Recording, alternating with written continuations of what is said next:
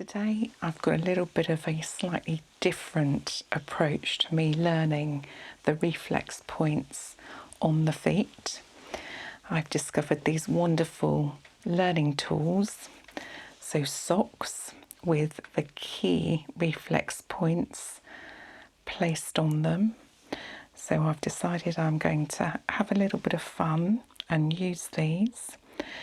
I've also got my backup reference point here, which is my old reference textbook, if I need to refer to that, which has very clear images of the plantar view of the feet, and it'd be interesting to see how they match with what I found with this really, which looks like quite a useful learning tool. I've not come across these before, but they look quite interesting. So I'm going to use it to really help me relearn these reflex points on the plantar view of the feet. Before we start, I'm just going to do a brief introduction to what reflexology is about.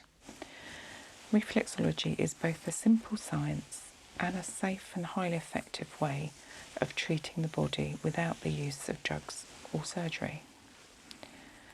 All that we need to be highly efficient in applying this science is 2 hands and the knowledge that you gain through professional study.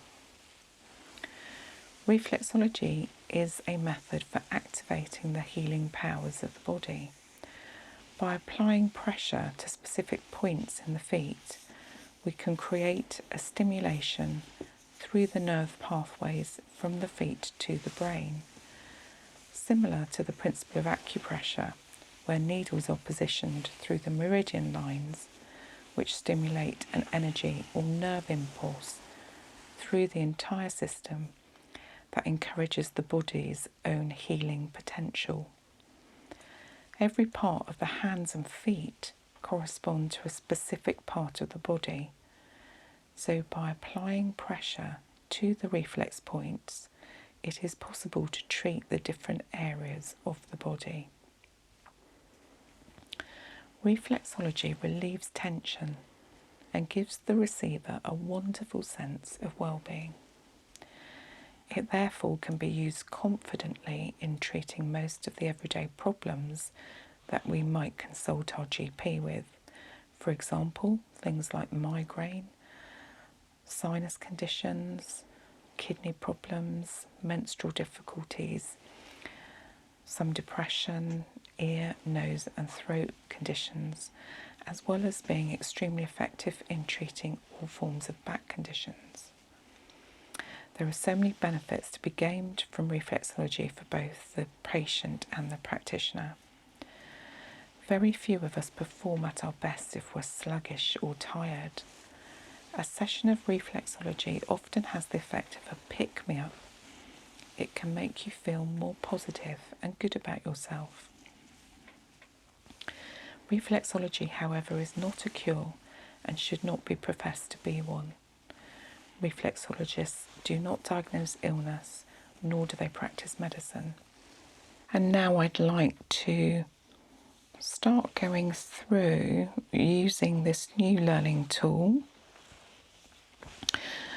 which if you have a volunteer, like I do here, they can literally put the sock onto their feet and then this will identify the reflex points for you.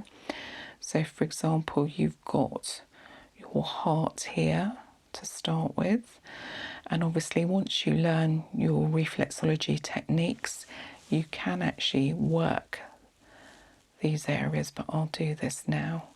But if you're looking into doing this yourself, what you need to do is do a little bit of research on the techniques, but this is a common one that we use, which is called the caterpillar technique.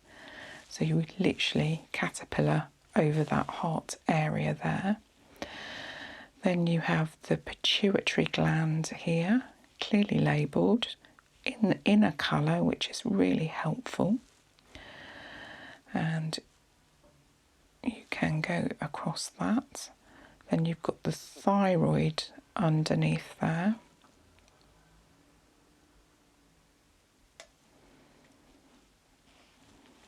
And then you've got the heart area located here as well. So you would work that whole area there.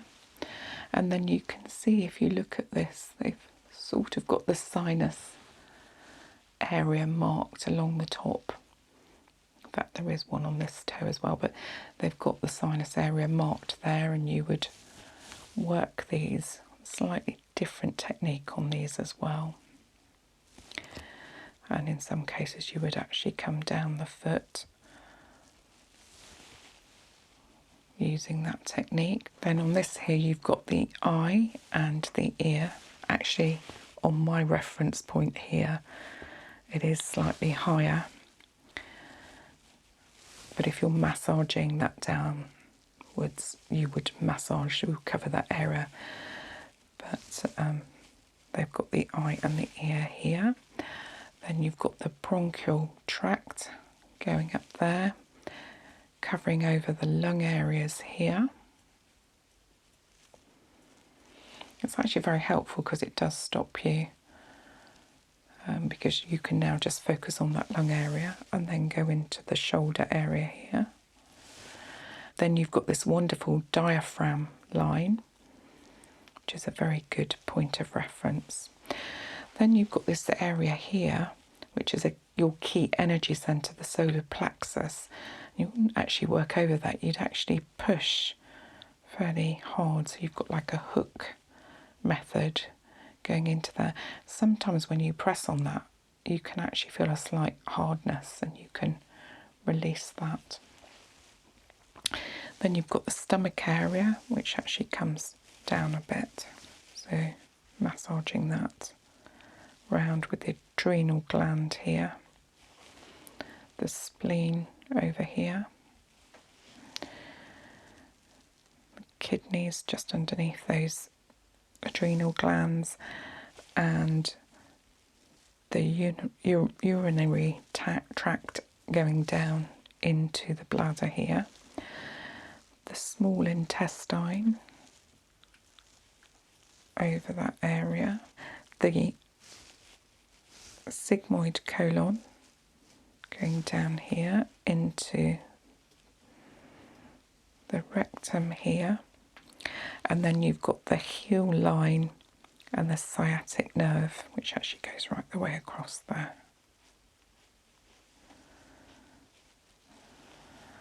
And that covers all of the areas that they've identified there. Very useful, just as key point areas.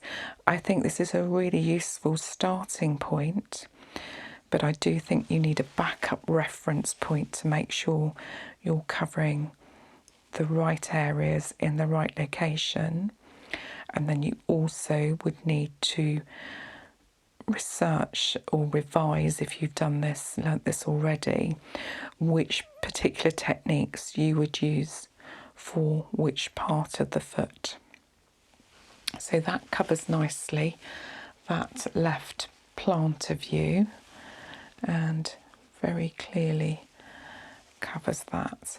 I will just point out a few areas that are missing. So the brain, which is worked on the top here, is missing, and the spinal area needs to be included as well. But to get you started and thinking about where the reflex points are, it's a useful starter tool. Okay, so we've done that left foot. So what I'd like to do is just move over to the right foot. Oh, thank you. Okay, so again, we've got the heart area here, and you would use your thumb caterpillar moves,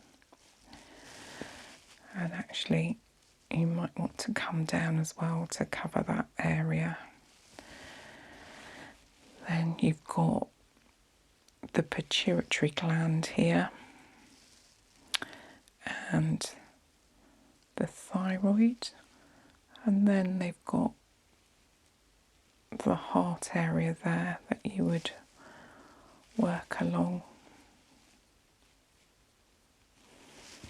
Here you've got the bronchial tract, which you would work along.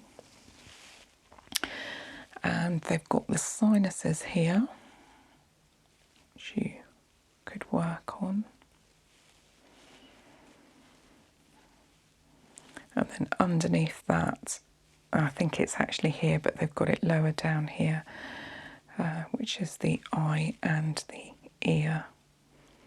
It's actually on the toes, I think, in most reference points, but their reference points has it here. Then underneath that eye area, you've got the large lung areas along here. And then over towards the side of the lungs there, you've got the shoulders that you would work.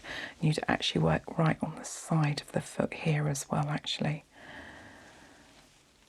Then you've got your diaphragm reference point along here.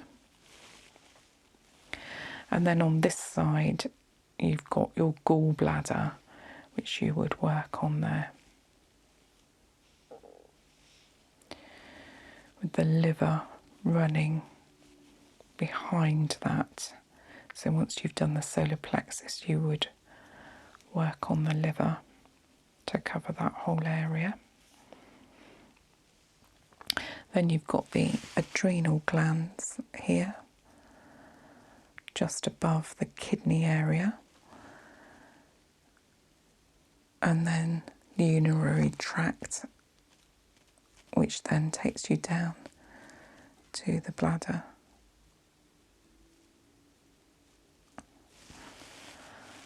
Then here you've got the large intestine, the small intestine, which is always makes me chuckle because it's actually a really big area. You've got the ileocacal valve on the side here. Then you've got the heel line going across, and also the sciatic nerve going along there that you would massage across. And a few key areas that are missing on here are the brain on the top of these toes here, and the spinal area, which is all the way down, and you would massage that in one go. And swap hands at some point so that you could go across where the sciatic nerve runs across. But a useful starting tool which gives you the key areas for some of the reflex points for the plantar view of this right foot.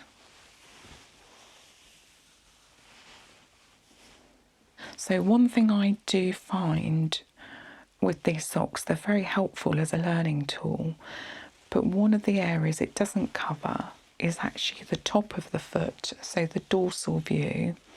So what I'd like to do is use one of my normal reference points and just cover some of the key points that you have on the dorsal view. So we're just going to cover the right dorsal view. So let's go down. So you have the cranial nerve here. You have the teeth that you would massage along with your caterpillar move. Or for some of these you could do a squeezing, pinching move as well to make sure you get right in. Sometimes with small toes you have to slightly adapt your technique to actually get in and ensure that you cover everything. So that's the teeth area there. And then you've got the trachea and bronchi that you would work just on the side here. And then you've got the huge area here, which is the lung and breast area that you would work over. So that would be your lung and breast area. And actually behind that, you've actually got the ribs as well. So by doing the whole area,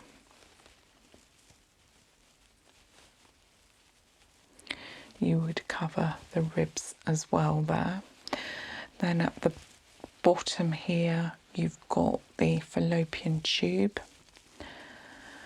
And then just coming up, covering the remaining areas, you've got the neck and thyroid along the base of these 3 toes that you would cover.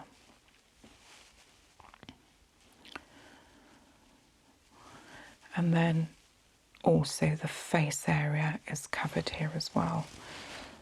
So whatever works, depending on the size of the toes, you could work the facial areas there with various techniques. Really depends on the individuals as to which techniques you would use to get in to some of these areas. And even the side of the neck, which is down here, you might have to vary your techniques to actually get in and do those. If we can swap and I can have the other foot, thank you. I'm just going to pop that one out the way because I'd like to do the dorsal view on this left foot as well. So just running through as we did then, starting with the big toe again. So we've got the cranial nerve along here, those teeth that we would work along, or you could be doing that move as well if you can reach in sufficiently, and the face area which you would massage through. And then you would come down underneath to do the trachea and the bronchi. Then along here you've got the neck and the thyroid along there.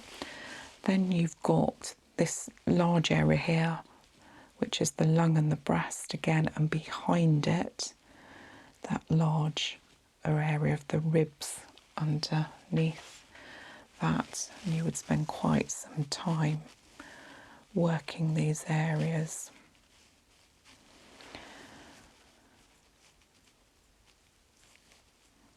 With your various moves, whatever works.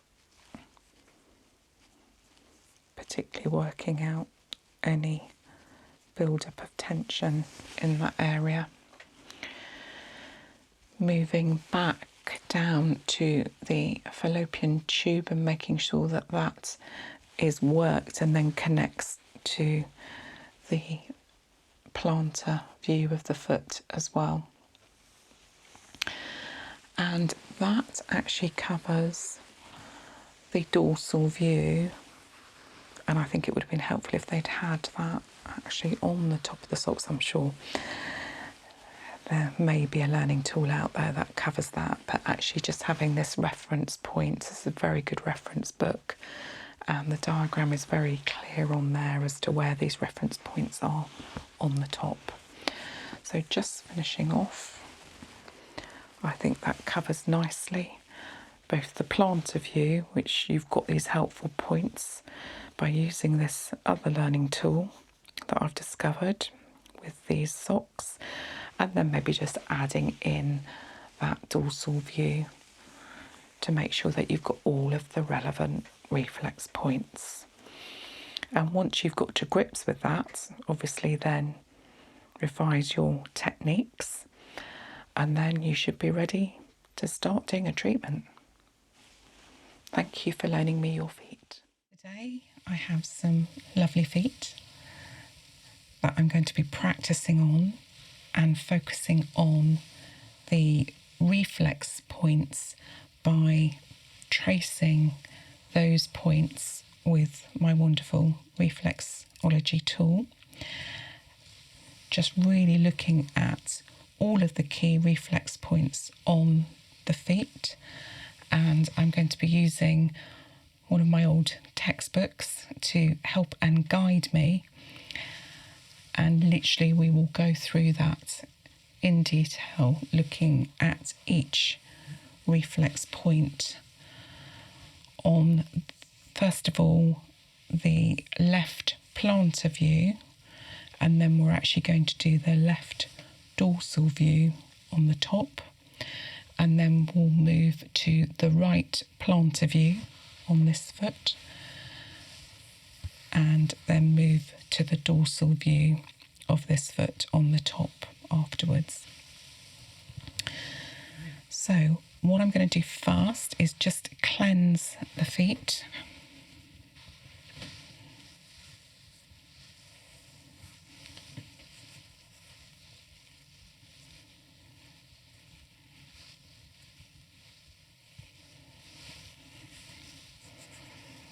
It's just in case your clients picked up anything untoward on their feet. And it's actually quite cooling as well. So I'm just going to get another wipe to cleanse the other one, so that if you touch it while you're working, then everything's nice and clean and hygienic. Obviously, it's important that before you start on the client that you've washed your hands, which I did earlier, for hygiene purposes. Okay, and now we're all ready to start.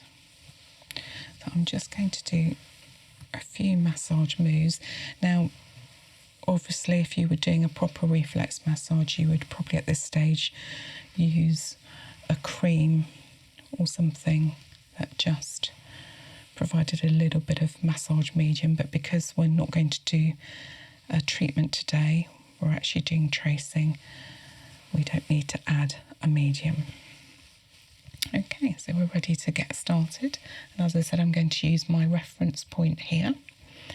So I'm literally just going to follow around the words that are set up here.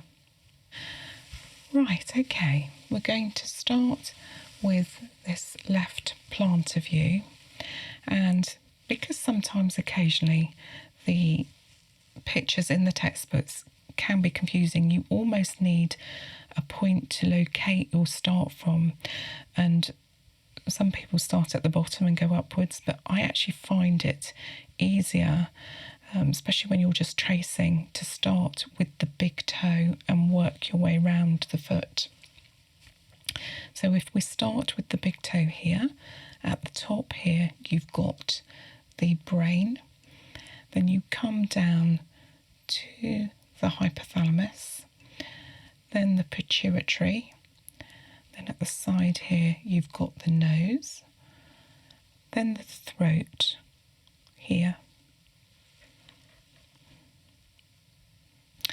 then you've got the neck and thyroid just under those first three toes there, then the seventh cervical vertebrae here. Actually, the spine runs all the way down.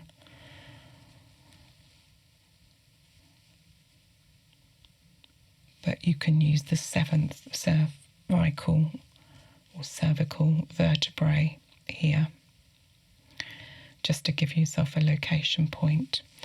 Then as you come down, you've got the thymus here, and then the heart.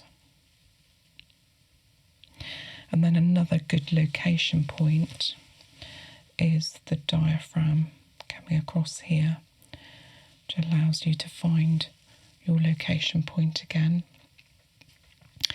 Then we have the liver, just there. And then the solar plexus, a key area of reflexology, your energy centre there. Then moving down, you have the adrenal glands here. And then just underneath that, slightly kidney shaped, is the kidneys there. Then we've got the pancreas underneath that. Then the ureter tubes going down into the bladder and the rectum here. Then we've got a little bit further down, we have the pelvis buttock area on the edge here. Then we have the sciatic nerve. And then this very large area at the bottom here, we have the pelvis. Then just about here, we have, looking at my reference point here, we've got the sigmoid colon.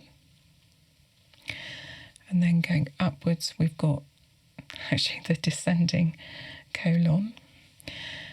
Then just to the left of that, we have the rather large small intestine area.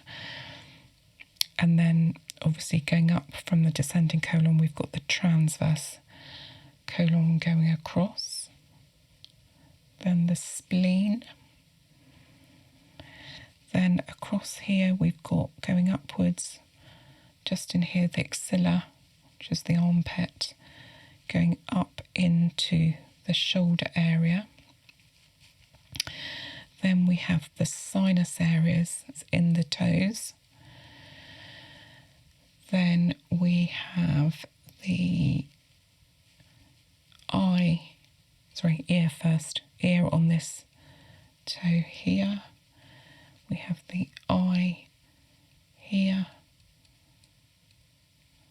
Then on these three here, we have the side of the neck, and then the brain, and then the brain here takes us back to where we started previously at the beginning. And that's the plantar view of this left foot completed. Okay, so we're just going to start with tracing the areas on the dorsal view of this left foot. So we're going to again use my reference manual. So we're going to start at the top, and we're going to start with the cranial nerve, which is, this is where you would work along here. And we've got the teeth running along these first three toes here. We've got the face in this area. We've got the neck and thyroid running along here. We've got the lung and breast area here, and obviously behind that you've got the ribs, this very large area here. Then towards the base of the foot there, we've got the fallopian tube running over that. And then just on the other side here, you've got the trachea and bronchi, and then that takes us back up towards that cranial nerve area. And that is that foot complete with all of those reference points located. So I'm just going to focus on the other foot now. So if we can move that foot out of the way, thank you.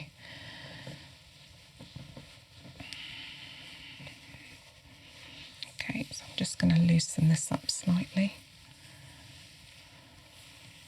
Just give that a few moves just to relax the feet. There we go.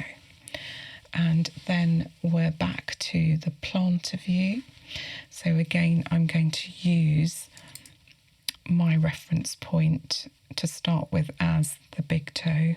As I mentioned, some people start at the bottom here, but just for the tracing purposes, I simply find it easier to use the big toe as a locator, particularly when you're looking at some of these diagrams. When you start at the bottom, it just gets very confusing. So I'm going to start at the top again here, which is the brain, coming down to the hypothalamus, the pituitary gland, the nose along here, the throat here, the neck and thyroid along here, the 7th cervical area, which is here. Then this very large area here, which is the lungs. Then the thymus, the heart, the diaphragm, which is also, when you're treating, a good place to always have as a locating tool, going across there. Then a little bit further down is the liver, and underneath that is the kidney area, the pancreas to the side of that, the ureter tubes coming down towards the bladder and the rectum area, the sciatic nerve going across the bottom here, then this large area at the bottom here, which is the pelvis area, then coming up this side, just above the pelvis buttocks area, is the iliacacial valve, then the ascending colon, which goes into the transverse colon, and then just inside from there you've got that large area there, which is the small intestine. Then next you've got the gallbladder, which sits within the liver area here, and then that takes us back to that good location point, which is the diaphragm. Then here on the side you've got the axilla, the armpit area, the shoulder, then coming up to the sinuses, going across all the feet. Then you've got the ear and the eye, the side of the neck, which is a really useful one to work. That's where people get quite a lot of pain, and it's often good to relax and work the sides of the toes. You would do that like that. And then you've got the brain area on the top of the toes here, which you would actually use a different move. You would use a pressing move, and that takes you back to your big toe. Okay, so that finishes the plantar view.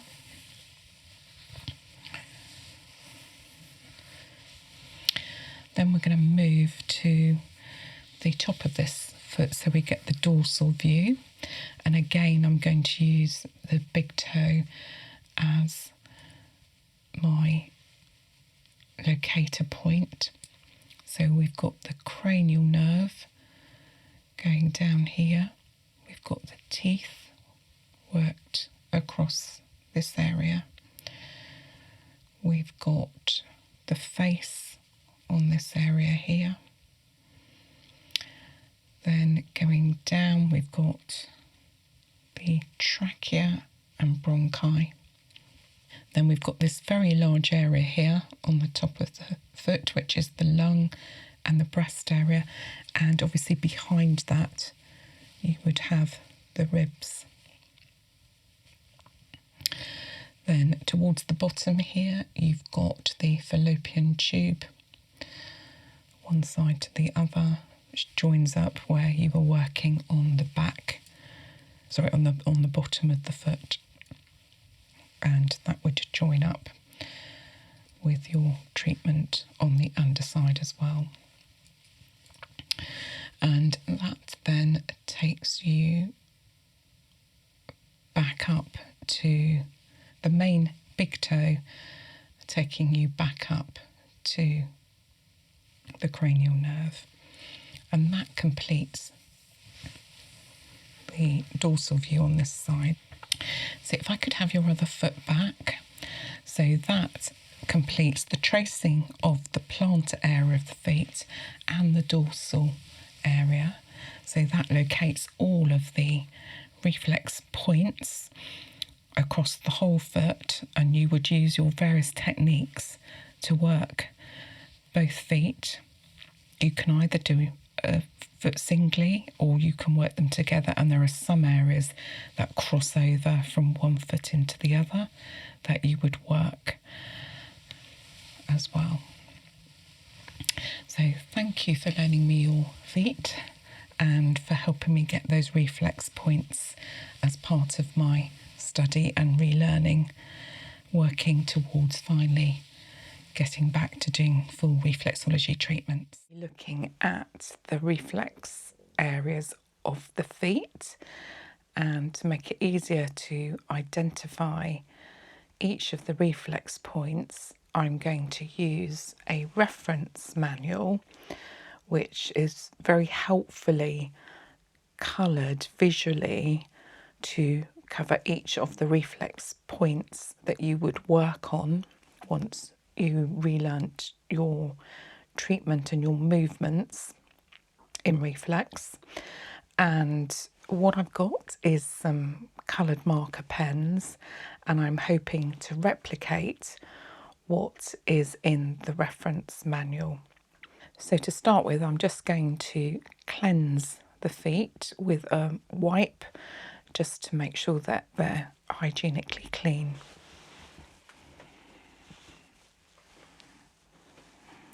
So just to make sure that we've got rid of any dirt.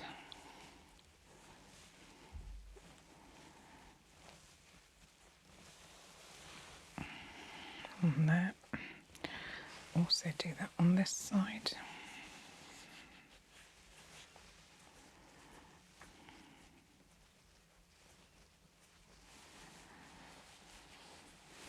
So anywhere your hands are going to go, and obviously I've washed my hands before the session started so that they're nice and hygienically clean as well.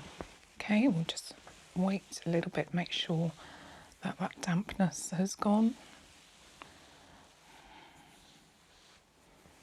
Just check the feet.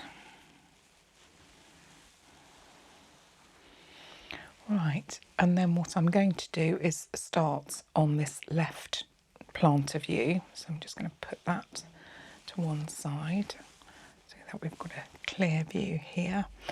And I'm going to use the big toe, the top of the big toe, as my reference point. So we're going to start with the brain, and we're going to use this blue colour.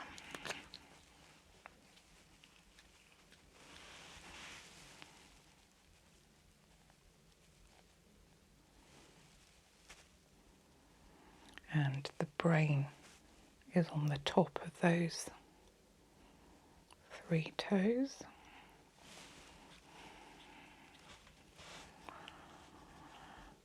Actually, while we're here and we've got the blue out, I think what we'll do is we will colour in the spine which they've got in the same colour, so I will do similar. And that you would work all the way down, going on from the big toe to the bottom of the foot here. So that's working up the spinal area there. And as they've got it in blue here, I will follow that. They've got towards the bottom here the sciatic nerve. So colour that in as well. Okay, so that's the sciatic nerve done there. So we'll go back up to the big toe and we'll do the pituitary gland, which is literally just a dot there. And underneath, sorry, no, that is the hypothalamus. And then underneath that is the pituitary, just there. And then we've got the nose on the edge there. And obviously, if it's not highly visible on this foot, we're going to move to the other foot at some point and it will be a bit clearer. So throat there as well.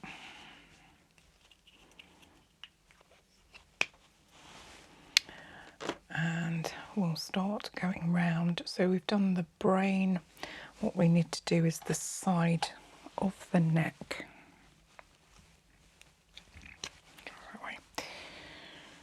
Which is under here. There we go.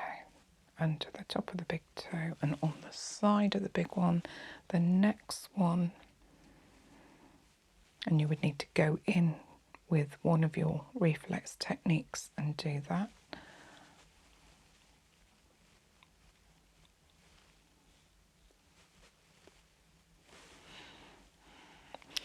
I might actually go over that in an orange. The yellow,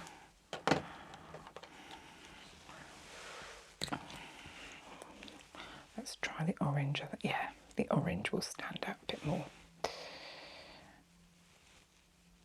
So that yellow is very dull on there. Okay, so that's the side of the neck on this side of each of those toes. Then we've got the eye on this second toe here. That works. And the ear on the next one. And actually, while we're here, we'll do the sinuses, which are on each of these toes. Yeah, because you would just walk your way along those. Then actually we'll use a different colour because we know that yellow is not going to work, to do the shoulder area. So we've got the shoulder, and then at the bottom of the shoulder area there is the armpit, the axilla, just here. So that's the shoulder area there. And then next, across there, let's do that in a pink, I think. We've got the diaphragm, which we can use as a reference point across that. Then we've got, coming down, we've got the spleen, which I'm going to do slightly green underneath that shoulder. We've got the spleen area to about halfway there.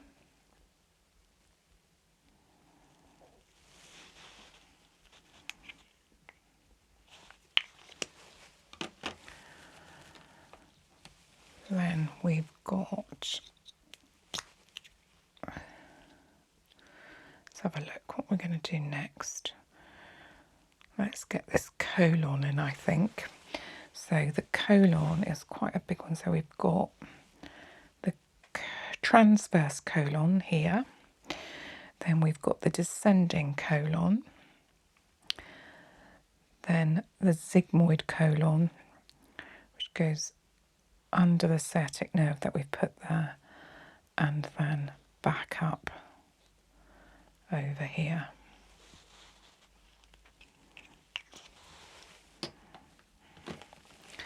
Then inside of that we've got the small intestine.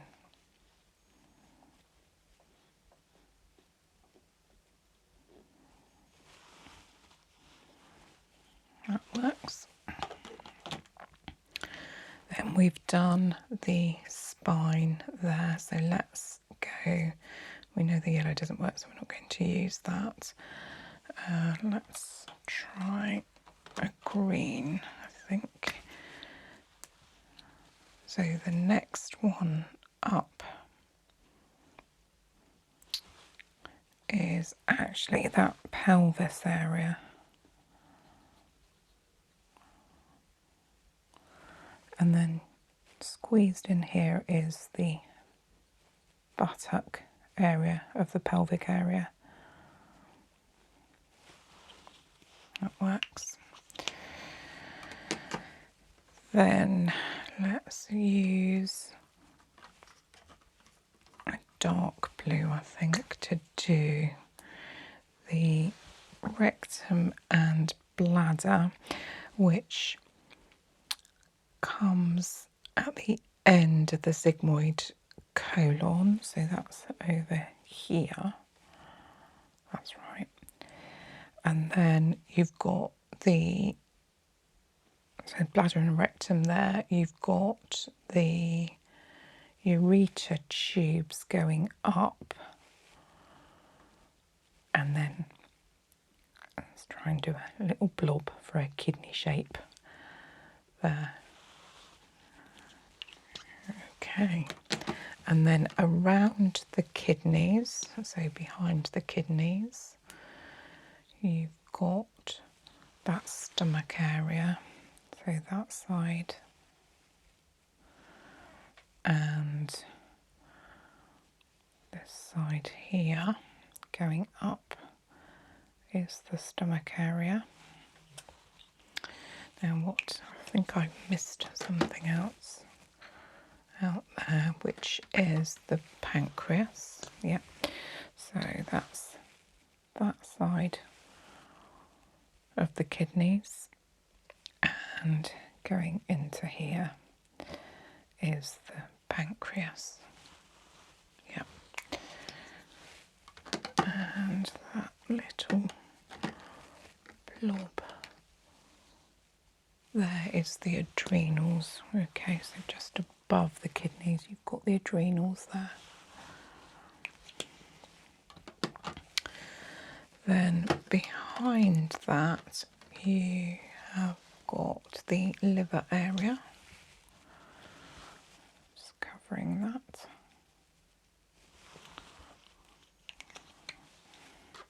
We've still got the diaphragm there. Then we have the heart. So going from the diaphragm round.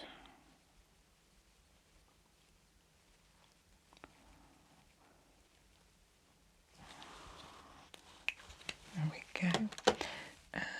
And inside, just the other side of the heart there, is the thymus.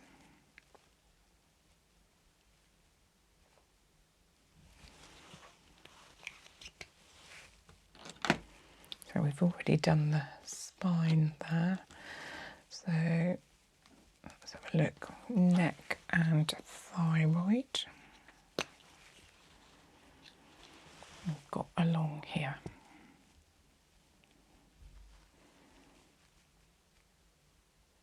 Up to the shoulders there.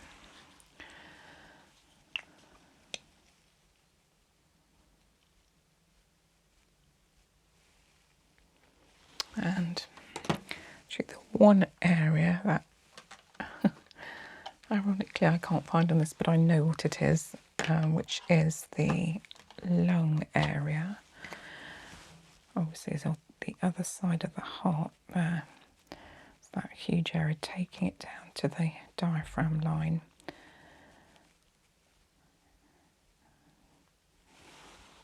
And that's the lungs.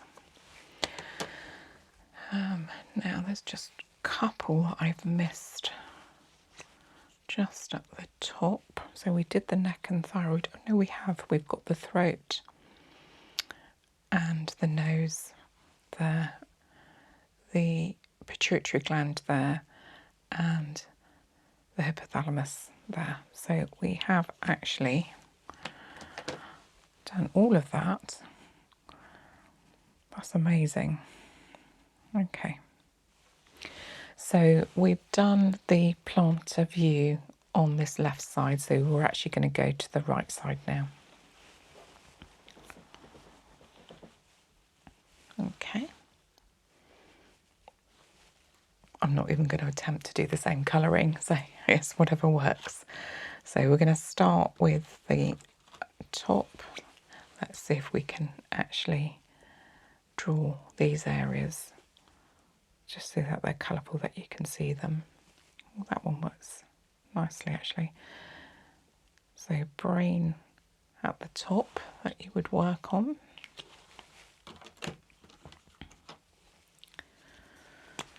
Then you'd push in for the hypothalamus there, the pituitary gland there. Then we've got the nose here and the throat on the side that you would work on. And actually, let's just go back to that blue and do the spine, going all the way down from the brain. This is probably what you couldn't see clearly on the other side, and I'm using the darker blue so it shows up more. So this is, you're working the spine and the various vertebrae. And then you've got the sciatic nerve coming across here as well. These are good markers to have.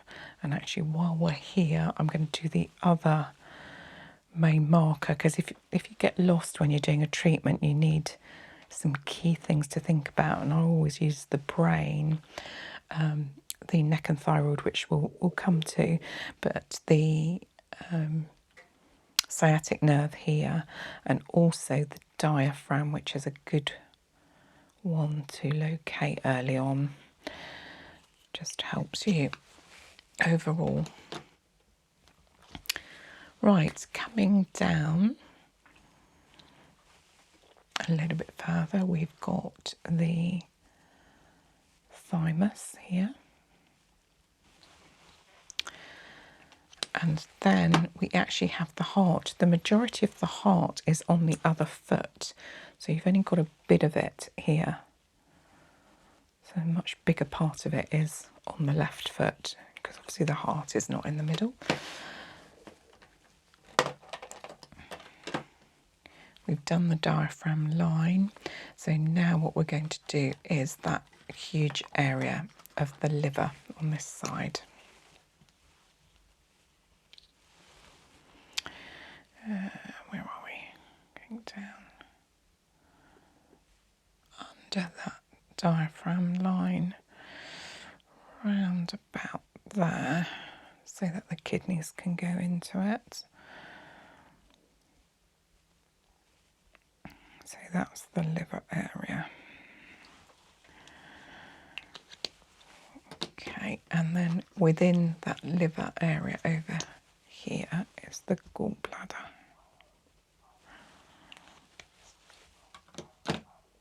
Okay, so the next area, let's have a look where that is.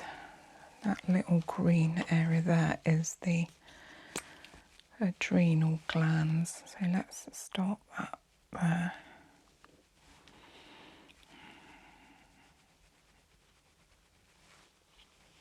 No, the light, sorry, I'm going to change that because the light green is not coming out on top of the brown I've got there. So there we go.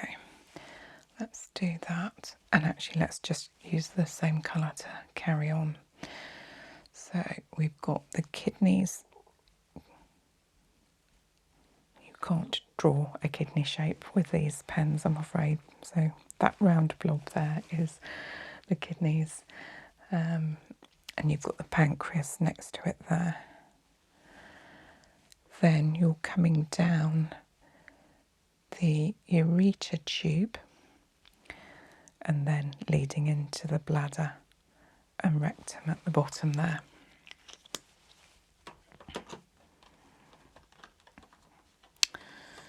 Then we've got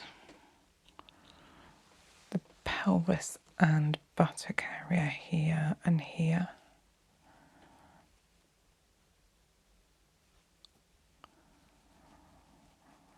And the pelvis at the very bottom here as well.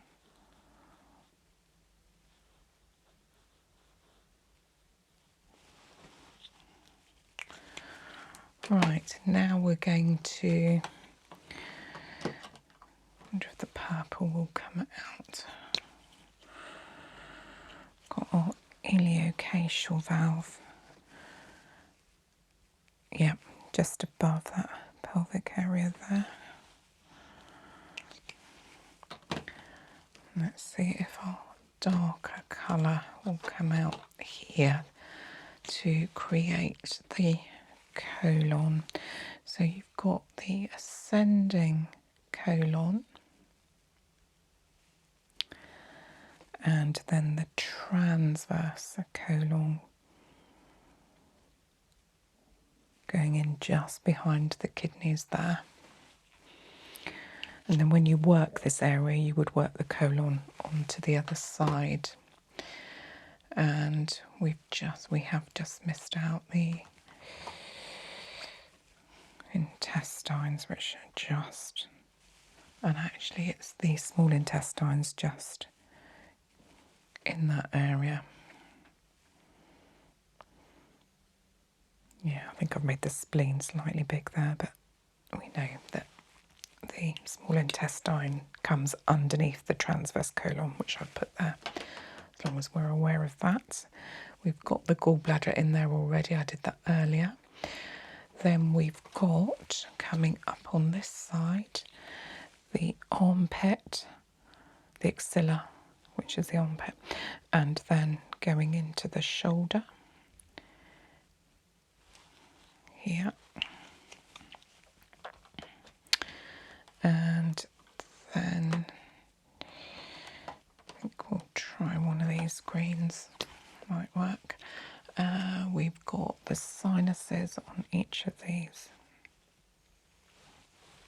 toes.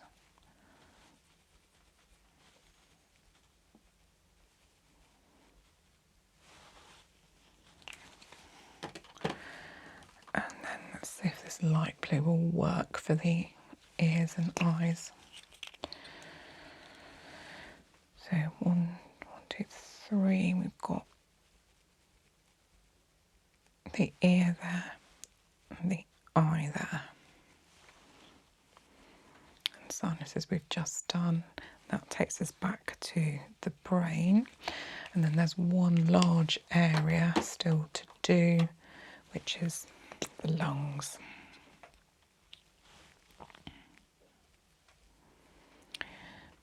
Actually, there is one more area as well. So we've got the lungs there.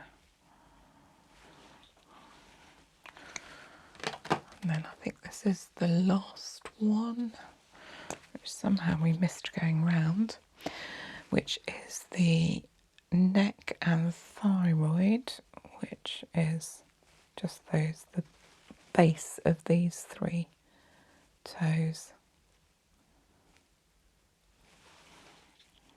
There we go. And that takes us to that. I think that actually means quite a lot to me, actually. It's very visual. Should we put them both together? Right, so that's the plantar view done. of both feet. So what I'm just going to do is do a quick review. So some of these colours have worked better than others, but we get the general idea. It's really a good, helpful tool to really focus in on some of these areas. And as I said, if you've got a reference point that you're using to have to one side, and that's really helpful. So we've got the brain here, we've got the side of the neck, we've got the eyes and the ears there, we've got the sinuses. Actually, they've faded already. I think some of the colour's gone in, but we did put the sinuses in there. We've got the shoulder area here with the armpit at the bottom. We've got the stomach here. We've got the spleen, the transverse colon, descending colon, sigmoid colon. We've got the pelvis in that green colour there. We've got the sciatic nerve, the buttock part of the pelvis there. We've got the rectum and bladder here, the ureter tubes, the kidney, the pancreas. We've got the, oh, that is the stomach, we've already covered that. We've got the adrenals at the top there. We've got the solar plexus here.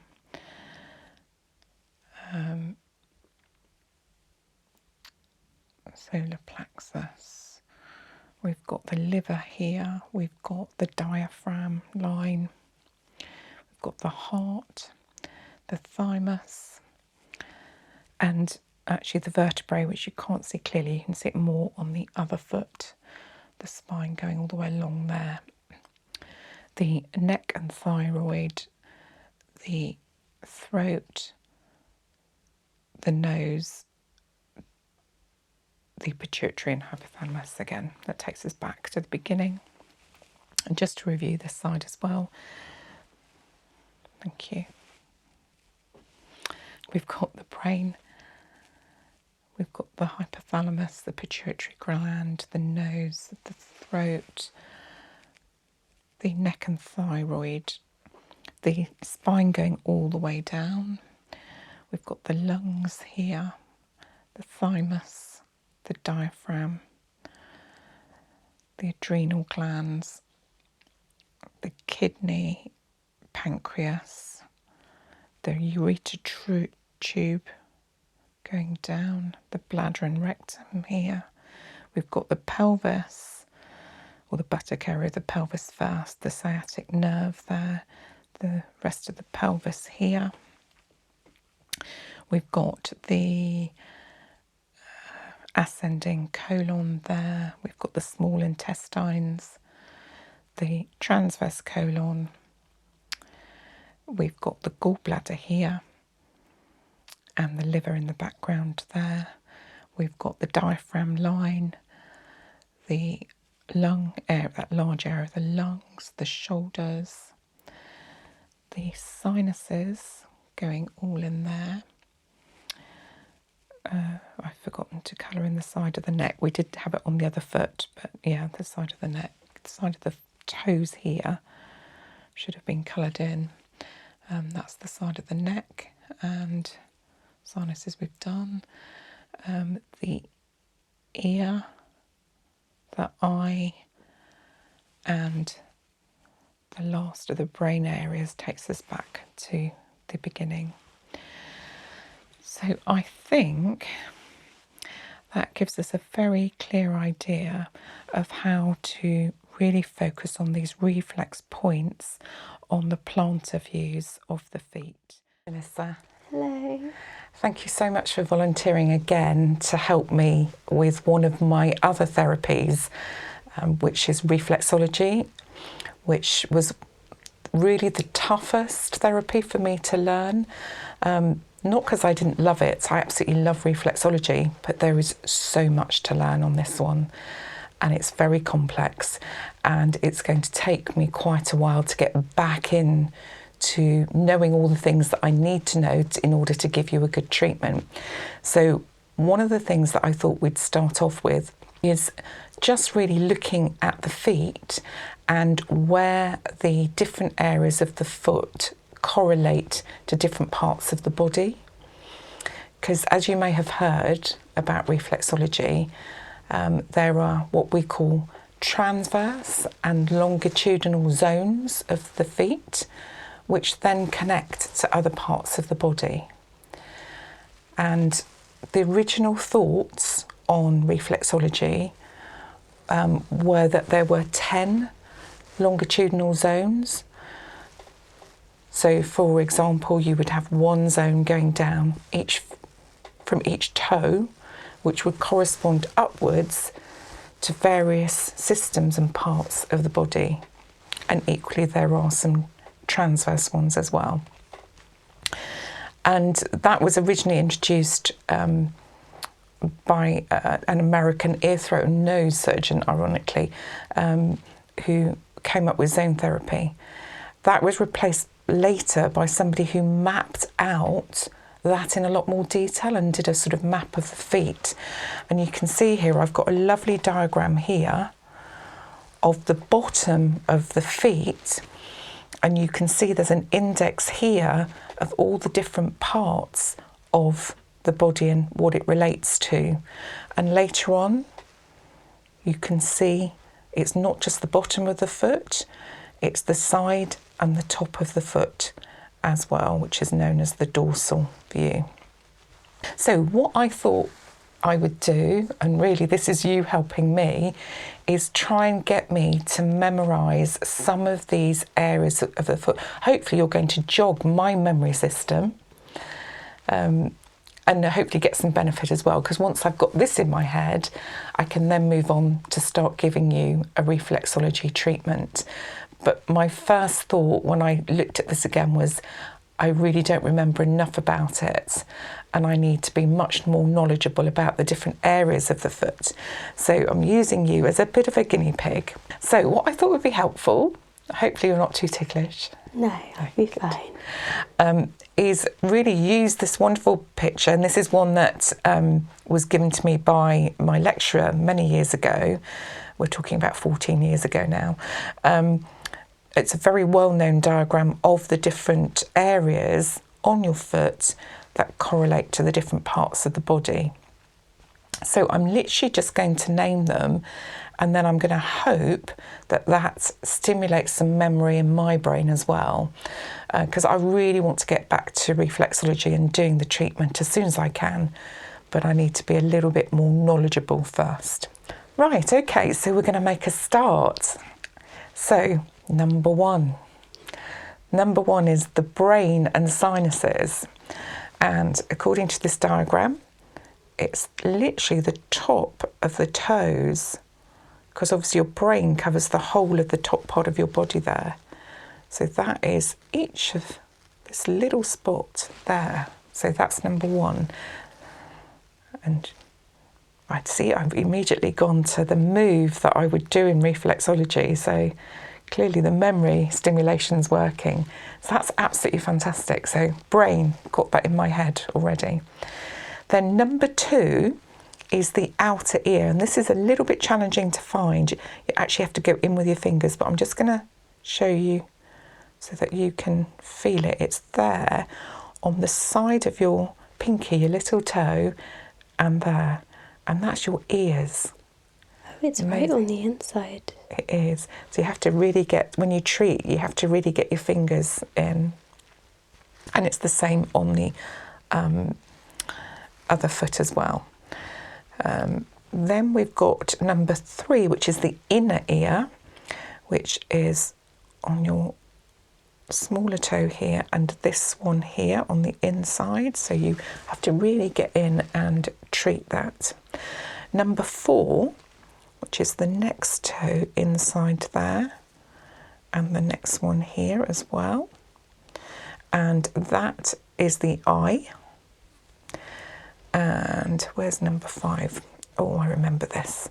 Number five is way up here, which is the hypothalamus and the pineal, which is that. So once I start treating you again, I'll be able to actually feel that.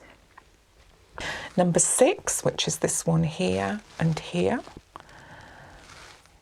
So there and there is the pituitary gland, which is great.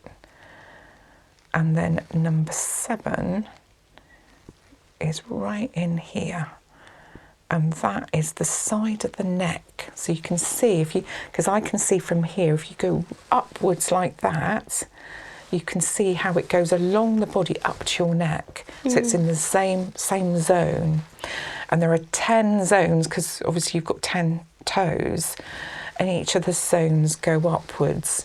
And I could be treating one part, and it's almost reaching the other part of your body in that zone. So if I'm treating zone 1, I'm almost treating everything in that zone to make sure that it's all cleared of toxins and things like that. The whole point of reflexology is to get the body to stimulate its own healing. Reflexology itself doesn't fix things, it actually activates the body and helps the body to activate healing.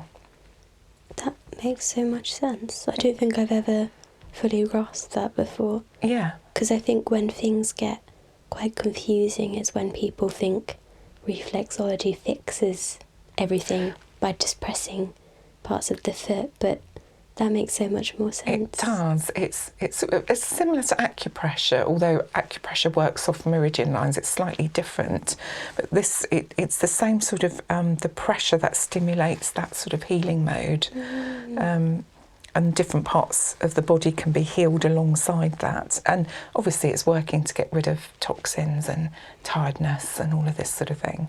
There's lots of anecdotal evidence. Obviously, the scientific evidence is limited. But lots of doctors do believe that there's an element of that.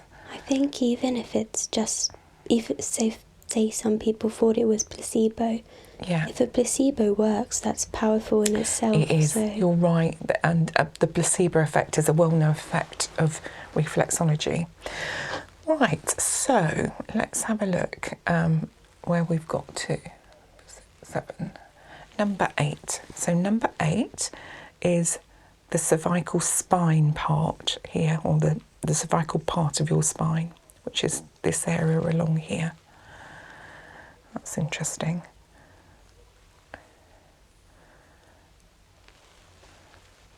It's like looking at a jigsaw puzzle. I'm just going to have to make that slightly larger.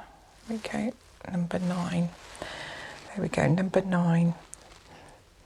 See, when I was studying, we just had a piece of paper. We had to keep bringing this up and down. Now, obviously, I've got a wonderful iPad here with a very colourful diagram. It makes life so much easier, because if you're unsure, you can just enlarge it and bring that up. Makes life a lot easier. So number 9, if I draw that line there, and it's this whole area here is your shoulder and your arm. So if I've got a client who is struggling with shoulders, I know you've had problems with your shoulders as well, this is the area that you would work on. So this part of your foot, you can see it almost, if you look up, zones going that way, reach your shoulders. From here, I can actually see them angled. So if I was working along these bits, that would be your shoulder, and working on that to stimulate some sort of healing reaction, which would be good. Number 10 is your eustachian, and we would work along these areas here. Okay, and then we've got 11, which is just under here, which is your neck and your thyroid. So that's that tiny little bit here. And one of the reasons reflexology took me so long to learn is it's very precise. Some of the movements are very, very small, and it takes a long time to learn how to do the various movements. So once I've relearned where everything is, then I need to go back to practicing the various movements, and hopefully you'll help me with that as well. Okay, let's look at number 12, which is the bronchial and thyroid, or thyroid helper to be more specific, which is this one here. So coming down there and coming down there. So that's bronchial. And then, 13. Gosh, why is that so? Oh, okay, that's interesting. So 13 is the chest and lung area. So it's actually quite a wide area. I do remember this because I think when you get to treat it, you have to do quite a few moves around it. So the lung area is this huge area here. So chest and lung. And then I always find this interesting because on the heart one, the heart is really interesting because it's here. This is number 14. But then it on this side, which if you do it the way it is actually your left side, comes in much further. So you have to treat much further in on this foot because your heart, although people say, oh, you know, your heart's here, it's actually slightly over to the left. So slightly more of it is over to your left, which actually if you can see on this diagram, I'm going to show you. You can see it's slightly more over there and the tiny bit here. It's really interesting. I know, fascinating. Right, where do we get to? Heart. So heart and it's number 14. So number 15 is something called the esophagus. Funny spelling, funny word to look at, but it's, I think I've pronounced it correctly, esophagus. It's spelt Oesophagus. Very unusual spelling. And it's only on this foot, and it comes down there, right across the heart, and stops about here. Really interesting. So you've only got to work it on this foot when you're working it. Right, number 16 is the thoracic spine. So you've got this on both areas. So you can see your spine obviously covers both sides of the body. So actually it's the inside part here all the way down your foot, the insides of both feet. Right, so the inside of your feet is where the spine is. So the thoracic spine all the way along here. So it starts about here, because 8 is the cervical spine here. So the thoracic spine comes all the way down just to about there. Yep, that's good. And then after that, we've got number 17, which is, if I remember, the diaphragm, which is this area along here. So let's try and draw it with here. There.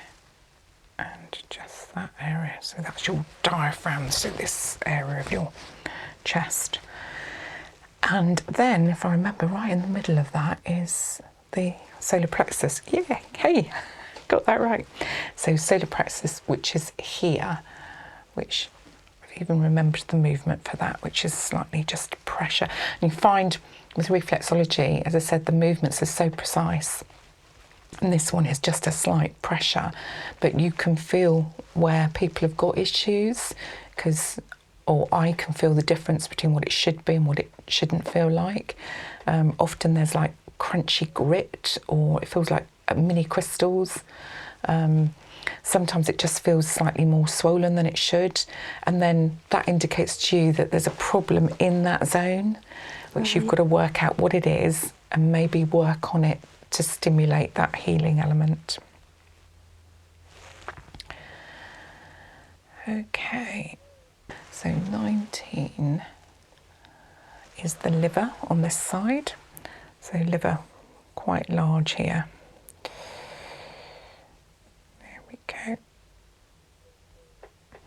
So those of you that can see the diagram, it's the big diagram there.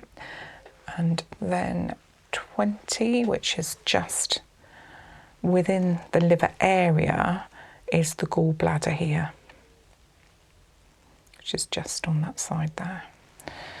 Then we move across to 21, which is this huge area on this side, which is the stomach. So that's that area here, on the stomach.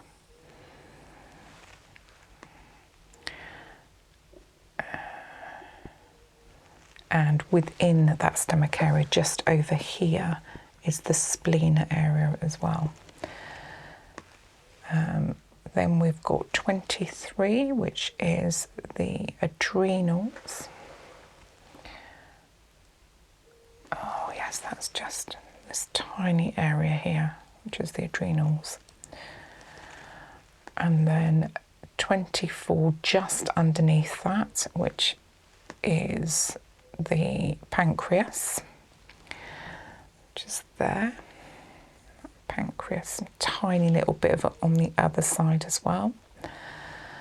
And then you've got the kidneys, obviously you've got two of those, on either side, just like a sort of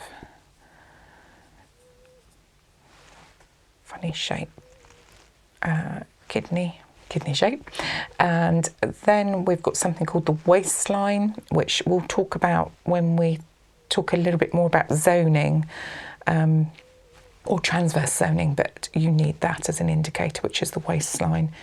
So it helps you to navigate above and below the waist. So it's more a navigation tool, but that is your waistline there. And then we'll go back to this, which is 27, which is the, so if we go from 25, which is the kidneys, and then 27 is the tube known as the ureter, which takes obviously the waste from those kidneys on both sides, to 28, which is the bladder. And actually it's a little bit further down here, the bladder. Feel it on yours there. Oh, right, 29, gosh, okay. Yes, I should remember this one because this one always stumped me before as well. So 29 is the duodenum, which is actually to a little bit to the side of the kidneys, just this area here. Okay, and then we go back to looking at the slightly larger areas, which is the intestine. And the small intestine covers a huge area. So it's called the small intestine. It's actually quite a large area. So that's on this foot and on this foot here as well. Oh, I think I've sent you to sleep already. Is it very relaxing hearing about different parts of your body? Keeps falling asleep. Oh dear, not to worry. You carry on. You're being helpful to me, so that's fine. And then we've got 31, so there's quite a lot of small areas here to look at. So 31, which is your appendix, 32, just slightly above it, which is something called your ileocacal valve, and then 33, you've got the ascending colon. And this is very important because at some point, from memory, I do remember you've got to work your way all around the colon, and the colon covers both feet, so you've got to move from one foot to the other when you're doing this very intricate move. So you've got the ascending colon, 33, 34, which is the hepatic flexure here. Then you've got, and this is only on this foot because, as I said, you've got, when you do your intricate moves later, you are moving from one foot to the other all around this intestine. So ascending colon, hepatic flexure, and then you've got the transverse colon, which takes you along this foot and then over onto what would be your left foot. And then along there, just at the top of there, you've got something called the splenic flexure. And then you've got the descending colon coming down to the very bottom here. And then you've got the sigmoid colon. And then 39, which takes you back to the lumbar spine. So when we came down, you know, I stopped earlier on this spine area. This part down here is the lumbar spine area. So that takes us to that area, which is quite interesting. So that I find quite a therapeutic area, and I know that I've massaged people before around that, and that seems to have quite a big impact. People often get things stuck in their colon, and it's almost like doing that seems to shift things, which is good. Right, then we've got, that takes us to the lumbar spine here. And then after that, we've got the coccyx. So that relates to the coccyx, and that's on both sides of the foot then, both sides of the feet rather, on the inside here. And then that takes you to 42, which is the bottom part here, which takes you to the sciatic nerves.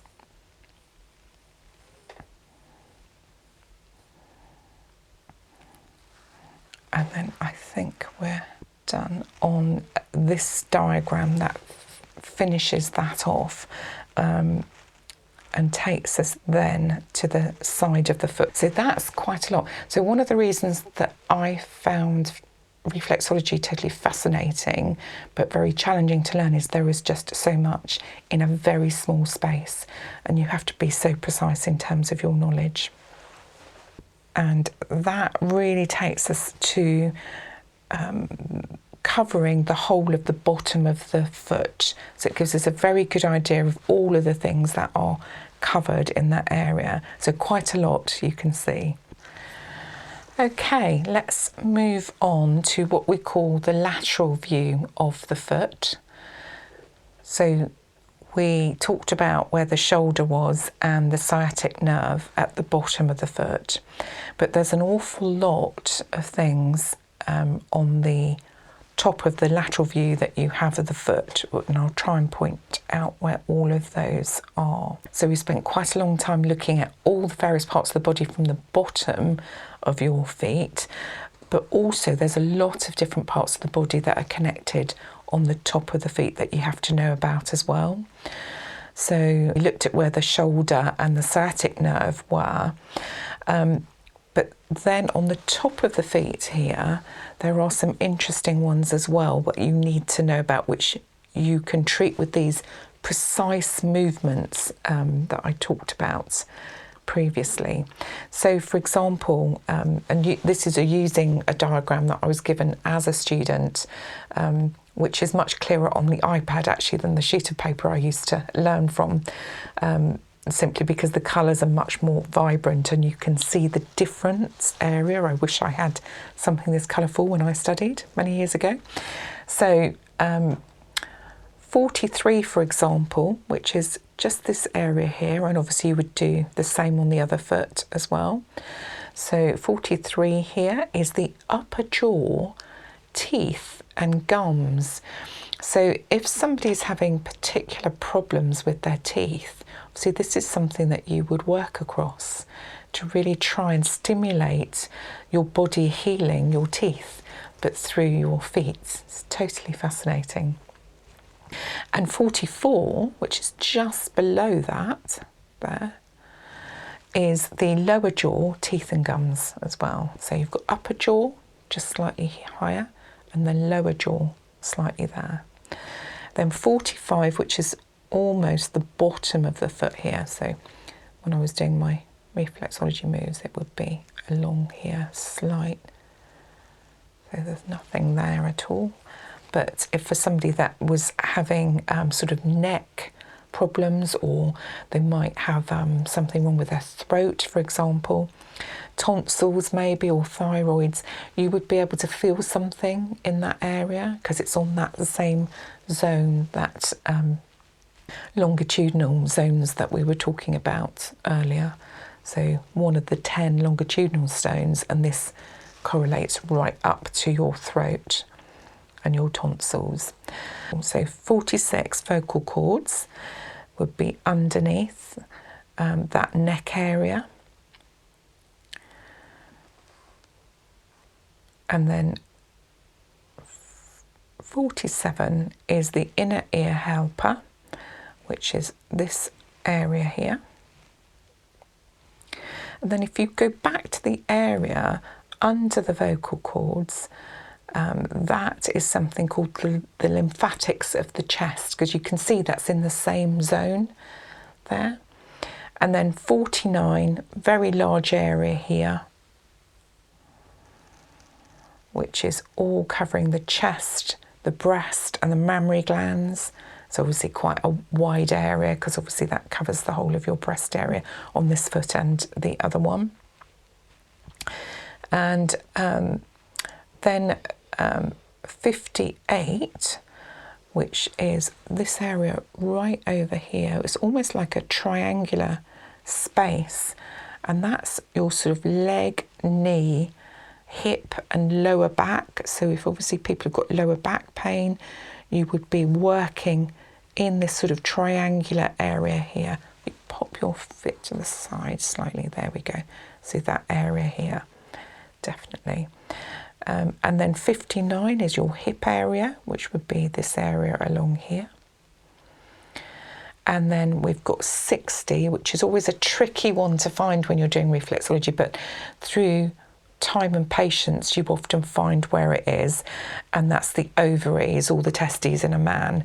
But that's roughly around here, but you do have to feel around for it. And often it's actually quite a hard area, and that relates actually to your ovaries. Sometimes you can tell if somebody's having a period, for example, it's quite hard, and you can actually help to relieve the pain from PMT and really help people relieve that pressure there. Okay, so we finished the lateral view of the foot, and we're going to move on to looking at the medial view of the foot, and this is this area here. So one of the first things to look at is the spine area, which you can see is the zone that goes up the middle of the body. So the spine area is this part of the foot. So let's look at it more. It's probably easier to do on this one rather than your left foot. Let's do it on your right foot. So we would start here with the cervical spine. That then moves into something called the thoracic spine. Then you've got the lumbar spine area, the sacrum and the coccyx here. Then above the lumbar spine is the bladder area here, which you would work across. And then that would take you to the uterus and prostate on a man, obviously, uterus on a woman, which is this area just up here. Then moving slightly above that, along this area here, you've got the fallopian tubes, which makes sense coming up from the uterus there. You've got the fallopian tubes and the vas deferens. One of the things about reflexology is you have to really have a good understanding of all of the different systems of the body. So there are words here that, like fallopian tubes, the vas deferens, the iliocacial valves, all that, they're used a lot in the body system. So you have to understand like the endocrine system and the reproductive system, those sorts of things. So when you study reflexology, you don't just study this, you study the whole body, and that makes it relate to what it is that you're looking at. So some of these don't make sense until you've studied the system, and then they make a little bit more sense. So up here you've got the fallopian tubes and vas deferens there, and the lymphatic system, which is another system you would study. And then 52, you've got the lymphatics of the groin area here. And then you've got going back here, you've got the vagina and the penis for a man as well. And then at 56 here, you've got the uterus and the prostate, which I think we touched on earlier. And then 57 is going slightly up here, which is all the areas of the reproductive system along here, which you would obviously need to study to understand how that all works together. Okay, I think we've mostly covered most of that, so along the spine and upwards here and the reproductive areas. There are just a few areas we missed out. There's one here which is your mid-back area, so if you've got pain, obviously we looked at lower back earlier, but in your mid-back then this would be an area that would maybe be slightly bubbly or slightly grainy that you would pick up there and work along. Then I think we've missed out the nose, which is this funny area here. And then I think that we've covered everything now on that medial view as well. And that's really giving us a very good idea of all those different aspects of the foot and how they relate to the different parts of the body, and gives you a very simplistic explanation of those 10 zones of the body. So if you think here, if you bring your other foot up for me, so you've got your 10 toes, your 10 zones of the body, and then if you're starting to work on those areas that I've pointed out, you'll probably find it will work up. You might even get some tingling sensations in those areas. And that's really that sort of pressure movement and all these different precise movements that have an impact on the rest of the body. Obviously, one of the other things that you need to know about, which took quite a long time to learn, is you need to be very familiar with the different sorts of ailments that people can suffer with on their feet, so that you can't treat them. So there's a long list here. For example, you've got, literal basic things like cuts or bruises. You have to be really careful if somebody's got a fracture, that you don't treat that. If there are lumps or bumps on the feet, you mustn't treat, because remember, we're not doctors. So we're not diagnosing, we're just trying to help. Even something like sunburn or scar tissue, then you need to avoid treating those people. There's also things like eczema that you need to be aware of, that you don't irritate the skin. It's one of the reasons we don't actually, well, there's two reasons not to use oil. So in our other treatments like body massage or aromatherapy, or Indian head massage, obviously we're using aromatherapy oils to stimulate the senses and to relax people. Now with the feet, you don't really want to do that. And the other reason is the oils will make your fingers really slippy. And as I mentioned, there's really precise movements here that you need to use. You can't do that if the foot is slippy. So what some people use is talc, but you have to be very careful with the type of talc that you buy, because some good old-fashioned talcs have still got carcinogenic elements in them, so you want to avoid them. So be very careful what you buy and put on your feet there. But you can use creams as well, which is very nice. Even like a simple moisturising cream will help you just smooth so that you don't catch on the skin, but allow you to do those precise movements. There's lots of nail and fungal infections that you get on your feet, so you really need to look out for those constantly. And what you can do if you've got something is spread it quite easily, because you're moving from one foot to another, so you don't really want to do that. So you really need to look at the feet very carefully. Things like athlete's foot, for example, can be quite contagious and you can spread that. So you need to really look at those in quite a bit of detail. And obviously, if you see something like a black mark, could be verruca or something like that, you want to really avoid that area. You won't be able to treat that. So it's really understanding the foot. So a lot to learn in terms of reflexology. I think my manual for reflexology was about 4 times the size of any of the other treatments that I learnt. So you can see why you have to learn the systems, you have to learn all about what to look out for, you have to learn the diseases of the feet as well. And then learn the movements, which are completely different to obviously general massage. So thank you, that has been so helpful.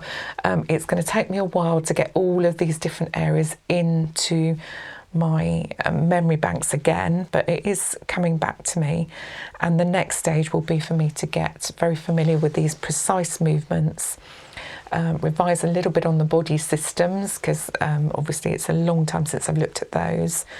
And then what we'll work towards is doing an actual proper reflexology treatment. So once I've restudied some of those systems, really get a better understanding of what the gritty feeling and the slightly swollen areas of your feet actually mean in terms of the rest of your body, and then hopefully work on really increasing that healing element. Thank you for your time. Thank you.